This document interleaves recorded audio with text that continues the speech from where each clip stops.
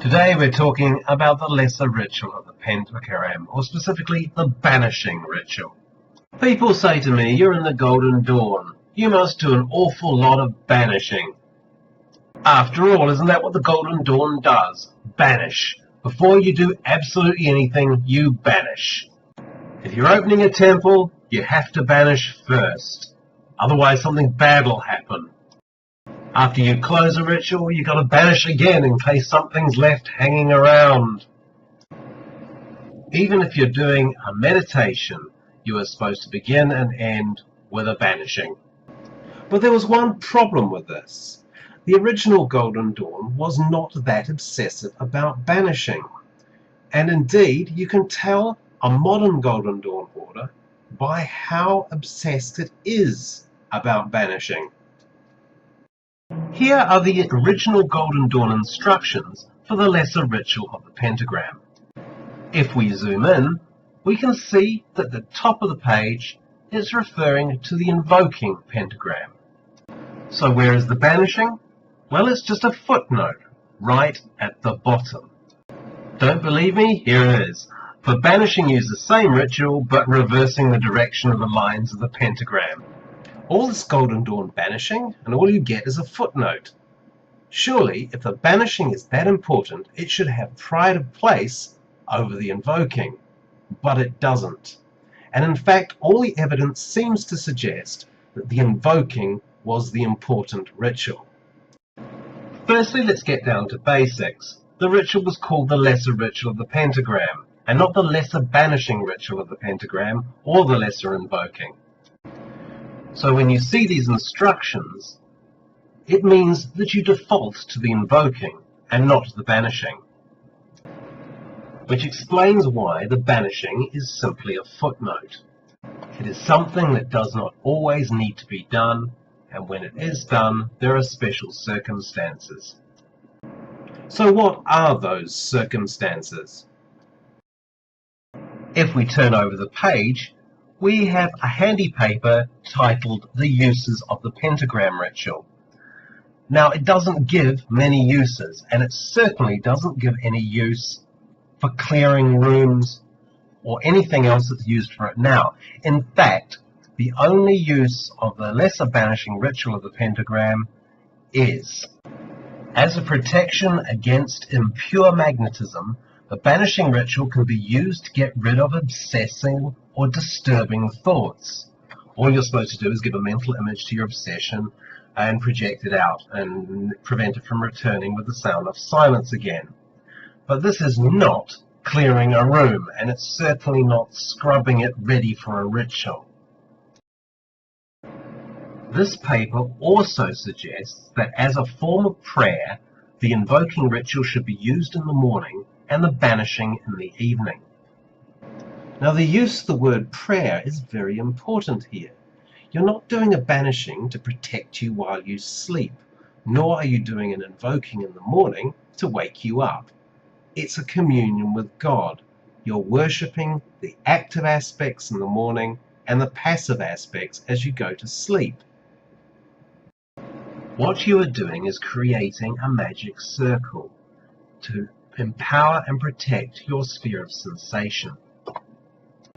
And because you're not trying to exorcise a room or anything like that, an invoking is ideal for the job.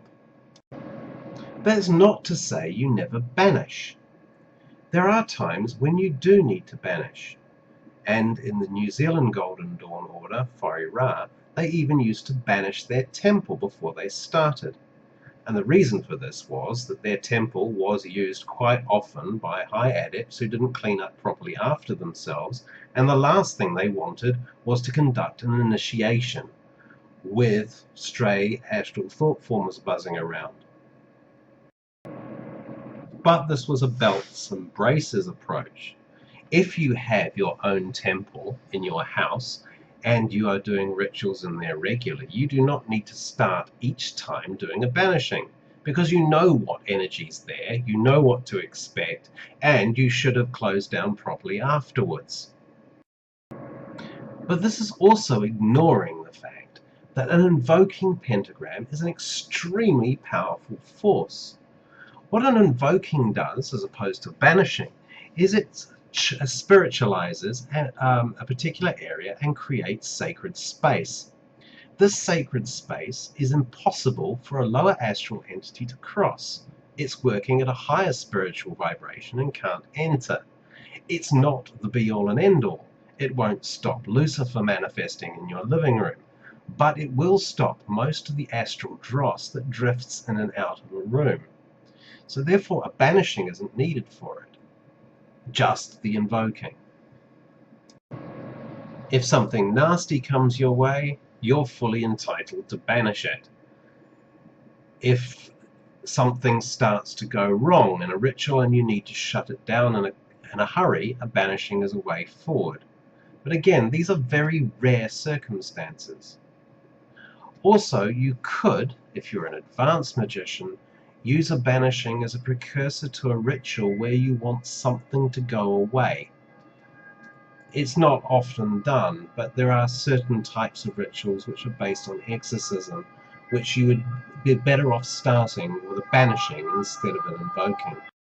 So based on what's written down, we can form reasonably accurate rules about when you banish and when you invoke. 99% of the time, you will invoke. This is all the protection you need. However, if you're in unfamiliar space, the space feels psychically unpleasant, you banish first. So meditation, you would always invoke. Spending the night at a dodgy hotel room, you'd banish first. Open a temple, you invoke. Demon coming up your stairs, banish as fast as possible. Justin Bieber, banish and then kill it with fire. So if the Golden Dawn didn't invent the obsession with the banishing pentagram, where did it come from? And the answer to that, like most things within the modern Golden Dawn, is to blame Israel Regardie. There is not a single Golden Dawn order that does not owe something to Israel Regardie. Here he is in his Harry Potter days. But what we sometimes forget is that much of the material that has come to us has been interpreted by Regardie. And so we need to understand that some of it may not be as intended by the original Golden Dawn founders. Regardie was heavily influenced by psychology, in particular the teachings of Wilhelm Reich and his belief and the teachings related to sex and its complexes. In the lesser ritual of the pentagram, Regardie felt that he had found a way of removing bad complexes from a person's psyche. But the downside of this is it implies that magic is psychological. Now, Regardie didn't believe this, or doesn't seem to have given any indication that he believed this, but he was heavily influenced by it. So, to a psychologist, the last thing you want to do is invoke and bring new things into a space. What you want to do is get rid of all complexes, and then everybody will be happy and balanced. This is fine for the outer order in many respects, but in the long term it causes a problem. If you continually banish, what are you going to have left inside you? It's my belief that the invoking and banishing rituals of the pentagram represent two sides of the naught equals naught ritual. The banishing represents the purification, the burning off of the dross and the negative aspects of a person, which is shown in the knowledge papers, while the invoking is the important bit. It's the bit where you are linked to your higher self and you connect to your higher self. So it's logical that you're going to want to do the invoking more once most of the banishing side has been done. But it also answers the question, why Golden Dawn people get into so much trouble with banishing. Banishing does actually leave you feeling empty and without much purpose, if that's all you do. You have to invoke, and invoke often, to bring in those new things into your life. If you ignore those, then you are causing yourself psychological problems as well, which is something Regardie didn't actually see.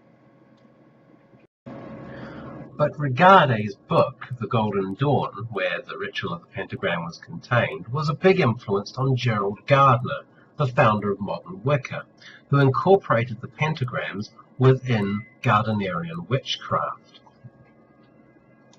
This in turn influenced Alex Saunders, who incorporated into Alexandrian Wicca. So for many, many years, following the Second World War, the concept of using a banishing pentagram before any ritual or anything else became fully ingrained in the psyche. Yet it wasn't there within the original Golden Dawn. Anybody who wants to blame Golden Dawn for banishing all the time really has to look at their own more modern movements which influenced the modern Golden Dawn. If we look at those movements, like witchcraft and everything else, we come to the conclusion that it isn't really the Golden Dawn's fault if people didn't really understand what was written down in the original knowledge papers.